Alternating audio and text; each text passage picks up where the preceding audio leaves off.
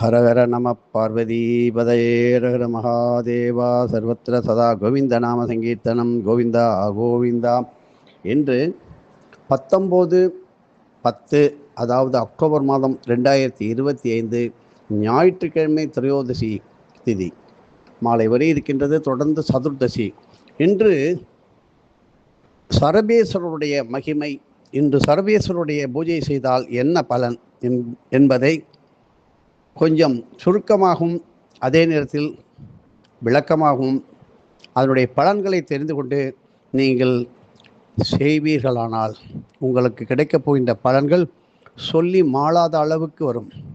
காரணம், அப்படிப்பட்ட பூஜையானது சரபேஸ்வரர். ஒவ்வொரு இல்லத்திலும் நீங்கள் வாங்கி வைத்து பொம்மை வடிவிலே வாங்கி வைத்து வழிபட வேண்டிய காலமாக இது இருக்கின்றது.